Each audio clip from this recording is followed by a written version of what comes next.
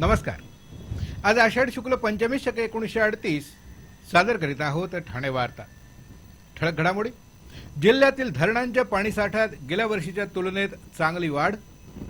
ग्राहक जनजागृतीबाबत आयोजित केलेल्या शिबिरात बांधकाम व्यावसायिकांबाबत सर्वाधिक 11 तक्रारी. आणि सुलतान चित्रपटावरून कोरममध्ये 2 गटात हाणामारी. या आणि इतर घडामोडी विस्तृतपणे पण काही क्षणातच. ठाणे वार्ता पहा श्रीस्थानक वाहिनीवर. आता सकाळी 9:15 पासून रात्री 9:15 पर्यंत ठाणे वार्ता, ठाण्यातील पहिलं दृकश्राव्य माध्यम. श्रीस्थानक वाहिनी, ठाण्याची स्वतःची वाहिनी. ठाण्यातील घडामोडी, कार्यक्रम, वादविवाद, अगदी गाणी, नाटकं याचा आनंद घर बसल्या. पहा श्रीस्थानक वाहिनी, आपल्या ठाण्याचं हक्काचं व्यासपीठ. श्रीस्थानक वाहिनी. ठाणे वार्ता आता संकेतस्थळावर देखील ठाणेवार्ता.com वर क्लिक करा आणि ठाण्याच्या घडामोडी जाणून घ्या. ठाण्यातील पहिलं ऑनलाईन माध्यम ठाणेवार्ता.com. नमस्कार मंडळी. दर रविवारी पाहायला विसरू नका. नमस्कार मंडळी, आपल्या प्रश्नांचं थेट उत्तर. ठाणे वार्ता पहा श्रीस्थानक वाहिनीवर. आता सकाळी 9:15 पासून रात्री 9:15 पर्यंत ठाणे वार्ता, ठाण्यातील पहिलं दृकश्राव्य माध्यम.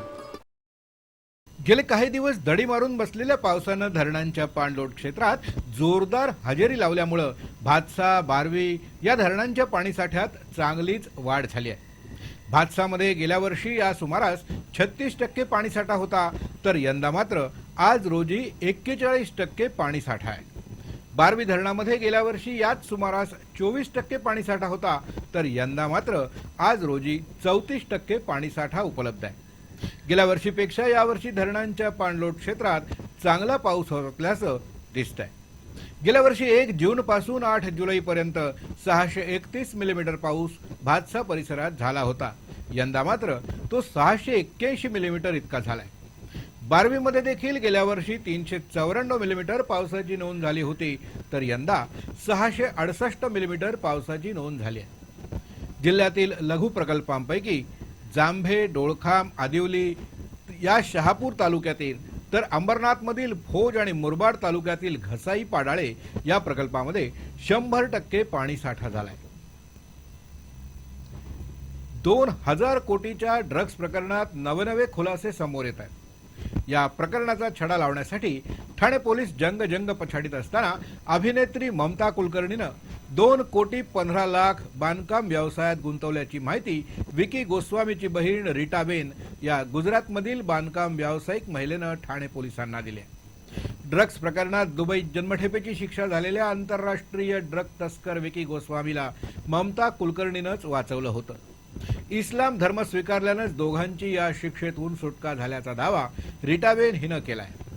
रीटाबेननं अंमली विरोधी पथकाला दिलेल्या जबाबात ममता कुलकर्णी आपली चांगली मैत्रीण असून बांधकाम व्यवसायात गुंतवण्यासाठी तिनंच आपल्याला ही रक्कम दिली होती. विकी गोस्वामी आणि ममता कुलकर्णी यांच्या विवाहाबाबत रीटाबेन काहीही बोलली नसली तरी 2002-2003 सालात ती दुबईला गेली होती. तेव्हा विकी गोस्वामी याला जेलमधून बाहेर काढल्यानंतर ते दोघेही केनियाला निघून गेले होते. इस्लाम धर्मानुसार दोघांनी मुस्लिम धर्म स्वीकारला, त्यामुळेच विकीची जन्मठेप रद्द झाल्याचं सांगितलं. भारतातील वकील आणि दुबईतील वकिलांच्या मदतीनं या दोघांनी धर्मांतर केलं. केंद्र सरकारनं नुकताच लागू केलेला 7वा वेतन आयोग फसवा असल्याचा आरोप करत ठाण्यात महिला काँग्रेसनं जिल्हाधिकारी कार्यालयावर धरणं आंदोलन केलं. मोदी सरकारच्या या निर्णयाविरुद्ध रेल्वे, पोस्ट आणि ऑर्डिनन्स फॅक्टरीच्या 32 लाख कर्मचाऱ्यांनी 11 जुलैपासून संपाची हाक दिल्याचा इशारा देखील काँग्रेसनं यावेळी दिलाय.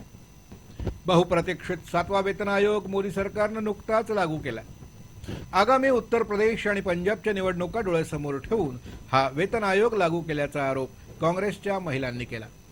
मात्र तत्कालीन मनमोहन सिंग सरकारच्या वेळेस पी चिदंबरम यांनी हा वेतन आयोग 1 जानेवारी 2016 पासूनच लागू होईल असं सुचवलं असताना देखील या सरकारच्या कालावधीत वेतन आयोग लागू होण्यासाठी जून महिना उजाडावा लागला. दुसरीकडे यात वेतनवाढ आणि भत्ता मूळ वेतनाच्या 15% असून काँग्रेसनं तो 40% प्रस्तावित केलं असताना या सरकारनं मात्र 23.5% वाढ असेल अशी चुकीची माहिती दिल्याचा आरोप काँग्रेसनं केला आहे. याशिवाय आयकरात सूट नाही, महागाई भत्ता बंद, रुग्णालयी कर्मचाऱ्यांचा आरोग्य भत्ता बंद करून मोदी सरकारनं छुप्या पद्धतीनं कर्मचाऱ्यांचाच घात केल्याचं म्हटलं आहे. मोदी सरकारनं आपली फसवेगिरीची परंपरा 2 वर्षानंतर देखील सुरूच ठेवल्याची टीका काँग्रेसनं केली आहे. यावेळी केंद्रीय कर्मचाऱ्यांच्या समर्थनार्थ जिल्हाधिकाऱ्यांना निवेदन देण्यात आलं. ठाणे वार्ता पहा श्रीस्थानक वाहिनीवर. आता सकाळी 9:15 पासून रात्री 9:15 पर्यंत ठाणे वार्ता, ठाण्यातील पहिलं दृकश्राव्य माध्यम. आपला परिसर स्वच्छ आणि सुंदर ठेवण्यासाठी ठाणे महापालिकेत सहकार्य करा. ओला सुका कचरा वेगवेगळा जमा करा आणि रोगराईपासून मुक्तता मिळवा. ठाणे वार्ता आता संकेतस्थळावर देखील ठाणेवार्ता.com वर क्लिक करा आणि ठाण्याच्या घडामोडी जाणून घ्या. ठाण्यातील पहिलं ऑनलाईन माध्यम ठाणेवार्ता.com. डॉक्टर आणि रुग्णांचं पिढ्यानपिढ्यांचं जिव्हाळ्याचं नातं म्हणजेच डॉक्टर बेडेकर हॉस्पिटल. आता अत्याधुनिक सोयी सुविधा आणि तंत्रज्ञानयुक्त वंध्यत्व निवारण केंद्रात IVF आणि टेस्ट ट्यूब बेबीचीही सुविधा. डॉक्टर बेडेकर हॉस्पिटल, महर्षी कर्वेपथ, ठाणे. 65 वर्षांची निरंतर सेवा. ठाणे वार्ता पहा श्रीस्थानक वाहिनीवर. आता सकाळी 9:15 पासून रात्री 9:15 पर्यंत ठाणे वार्ता, ठाण्यातील पहिलं दृकश्राव्य माध्यम. ग्राहक जनजागृतीबाबत आयोजित केलेल्या एका शिबिरात नागरिकांनी सर्वाधिक 11 तक्रारी बिल्डरांविरोधात केल्या. राज्य सरकारच्या आदेशानुसार जिल्हाधिकारी महेंद्र कल्याणकर यांनी नियोजन भवनात ग्राहकांसाठी मेगा कॅम्प आणि दूध तपासणी शिबिराचं आयोजन केलं होतं. या शिबिराचं उद्घाटन अतिरिक्त जिल्हाधिकारी माधव कुसेकर यांनी केलं. यावेळी प्रमुख मार्गदर्शक म्हणून भारतीय ग्राहक मार्गदर्शन संस्थेचे सचिव डॉक्टर MS कामत उपस्थित होते. या शिबिरात ग्राहकांनी 37 तक्रारी दाखल केल्या. त्यात सर्वाधिक 11 तक्रारी बिल्डरांविरोधात होत्या. यासह इलेक्ट्रॉनिक वस्तूंच्या दर्जाबाबत 3 आणि ऑनलाईन शॉपिंगबाबत 2 तक्रारींसोबत विविध वस्तूंबाबत देखील तक्रारी दाखल झाल्या. दरम्यान या कॅम्पमध्ये ग्राहकांना दूध, अन्न, औषधं, खाद्यपदार्थांमधील भेसळ आणि वजनमापातील फरकाबाबत मार्गदर्शन, गुंतवणूक व्यवस्थापनाबाबत देखील सल्ला देण्यात आला. दुधातील भेसळ, कडधान्यातील भेसळ ओळखण्याचे सोपे मार्ग ग्राहकांना यावेळी दाखवण्यात आले. ठाण्यात एका कार्यक्रमानिमित्तानं आलेल्या मुख्यमंत्री देवेंद्र फडणवीस यांच्या पत्नी अमृता फडणवीस यांच्या स्वागतासाठी एकही भारतीय जनता पक्षाचा नेता उपस्थित नव्हता. या कार्यक्रमात शिवसेनेचे दिग्गज सहभागी असल्यानंच मुख्यमंत्र्यांच्या होम मिनिस्टरकडे स्थायी समिती सभापतींचा अपवाद वगळता बाकी मंडळींनी पाठ फिरवल्याची चर्चा सुरू आहे. यावेळी सेना नेत्यांनी मात्र आपापली गाऱ्हाणी होम मिनिस्टरकडे मांडून थेट मुख्यमंत्र्यांकडे वशिला लावला. तेव्हा मिसेस फडणवीस यांनी देखील मुख्यमंत्र्यांनी ऐकलं नाही तर त्यांना उपाशी ठेवू असं मधाळ आश्वासन देत तिथून काढता पाय घेतला. ठाण्यातील गायमुख इथं ठाणे महापालिकेची 97 नंबरची शाळा एका आदिवासी पाड्यात भरत होती. पण त्या ठिकाणी पुरेशा सुविधा नसल्यानं पडीक असलेल्या गायमुख जकात नाकाच्या जागेत सामाजिक संस्थांच्या आर्थिक मदतीतून अत्याधुनिक शाळा उभारण्यात आली आहे. या शाळेच्या उद्घाटनासाठी मुख्यमंत्री देवेंद्र फडणवीस यांच्या पत्नी अमृता फडणवीस ठाण्यात आल्या होत्या. यावेळी भारतीय जनता पक्षाचे ठाणे महापालिकेतील स्थायी समिती सभापती संजय वाघुले वगळता भारतीय जनता पक्षाचा एकही नेता तिथं उपस्थित नसल्यानं सर्वांच्याच भुवया उंचावल्या गेल्या. पालकमंत्री एकनाथ शिंदे, महापौर संजय मोरे आदींसह सेनेच्या सर्व पदाधिकाऱ्यांचं कार्यक्रमाला हजेरी लावली. सेना आमदार प्रताप सरनाईक यांनी ठाण्यात मेट्रो लवकर सुरू करा अशी मागणी अमृता फडणवीस यांच्याकडे केली. हा धागा पकडून त्यांनी ठाण्यात दिवाळीच्या आत मेट्रोचं भूमिपूजन होईल आणि मुख्यमंत्र्यांच्या सोबत मीही त्यावेळी येईन असं मधाळ आश्वासन दिलं. नुकताच प्रदर्शित झालेला अभिनेता सलमान खान याचा सुलतान चित्रपट पाहण्यासाठी कोरम मॉलमध्ये आलेल्या मुंब्रा आणि राबोडीतील 2 गटात सुलतानी वाद उद्भवल्यानं काल मॉल बंद करावा लागला.